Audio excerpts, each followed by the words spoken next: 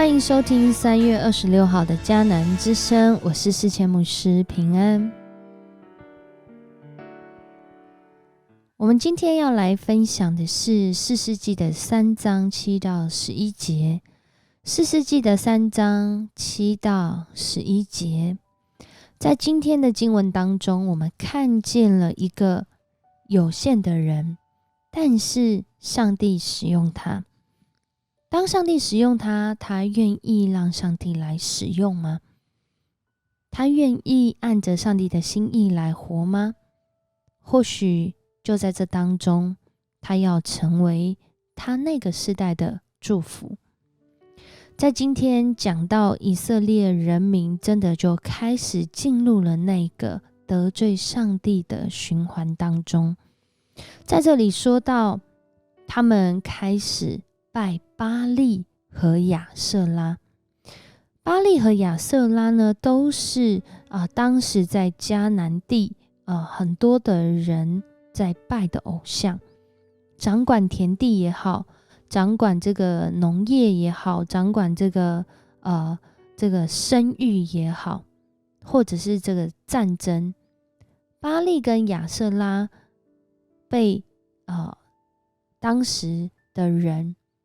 就是放在一起，好像一个是男的，一个是女的，他们好像是一个夫妇，然后是一个偶像，能够帮助在当地的人寻求这个物产丰饶。然而以色列人民当他们离弃上帝，他们转向这个当地所拜的偶像开始，上帝就向以色列人来发怒，让他们落入在这个美索不达米亚的古珊利萨田王的手中。美索不达米亚呢，就是我们所知的两河流域。有些学者说呢，因为当时的以色列人民他们得罪上帝，所以他们积弱不振，北边的美索不达米亚这么远的古珊利萨田王竟然能够打下来，打他们，并且让他们降服在古珊利萨田王的手中8年的时间。在这个罪恶当中，人们才想起那个他们已经没有记得、不认识、不知道的上帝。就在这个时候，他们呼求上帝，上帝就兴起了一个人叫俄陀聶。俄陀聶呢，其实我们如果有看过士师记第1章，当犹大支派要在他们所分配的土地上要继续来得地为业的时候，迦勒就说如果能够将这个底壁这个地方拿下，他就要将他自己的女儿嫁给他。所以我们看见拿下这个底壁的人就是俄陀聶。而俄陀聶呢，在第3章的时候，就是今天的经文，他不仅是一个能够很勇敢来战争的人，并且呢，在这里说到上帝的灵临到他，他就成为了以色列人民的士师。俄陀聶出去打仗呢，上帝就把这个古珊利萨田王交在他的手中。当我们在念他们的名字的时候，我们其实很难想象他的名字到底是什么样的意思哦。如果我们直翻这个古珊利萨田的意思呢，就是加倍邪恶的古珊，意思就是他可能在那个王的当中呢，就那个世代里面是一个加倍邪恶的人。然而呢，俄陀聶因着上帝的灵与他同在，让他能够从这个古珊利萨田王的手中将以色列人民救拔出来。士师成为在这个时代里面能够让以色列人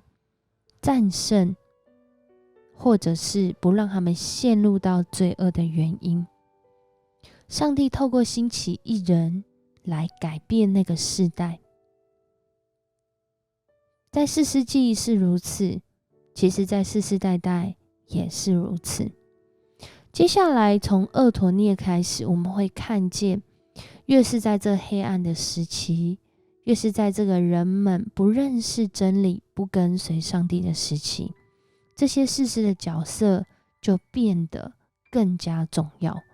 有一个人，他领受上帝的呼召，他回应这呼召，他活出上帝对那个时代的心意的时候，那个世代就要因他得福。当我这样讲的时候，你想到了谁呢？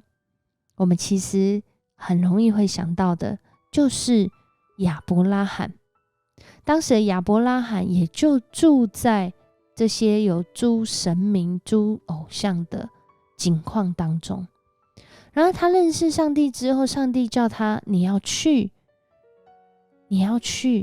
他就去了。照着上帝的心意，他当时其实不知道要去哪里，但是他知道他只要照着上帝的心意来行，众人要因他来得福。而今天的俄陀聶也是如此，他活出上帝在这个时候，在士师记的时代对以色列人的心意，这地方就因着他愿意回应，太平了40年。透过今天的经文，再次的帮助我们来看见，即使环境再怎么样的黑暗，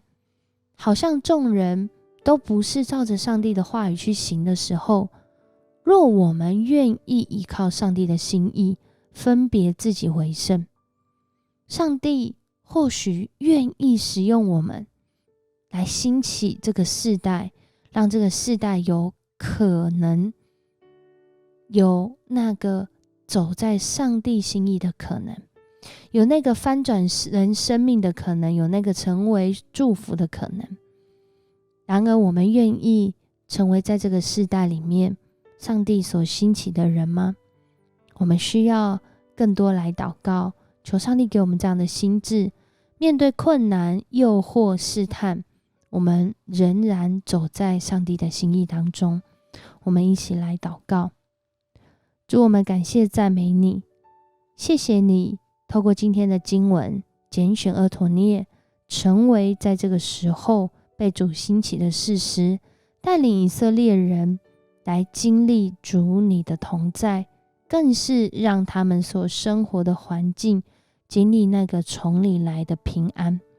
主啊，愿我们也能够在这个时代里面分别自己为圣，分别我们属于上帝，依靠你的心意，让我们能够成为这个世代的祝福。谢谢你与我们同在，持续带领我们前面的脚步，也叫我们不论我们在什么样的环境当中，能够清楚地认识主你的心意，好叫我们不活在罪中。我们这样祷告，奉主耶稣的名求，阿们。谢谢你收听今天的迦南之声。上帝在世世代代都兴起一人，那一人就是为主所选召，为主所使用，为主而活，为主做见证的人。愿你我成为这样的人。我是世谦牧师，我们明天见。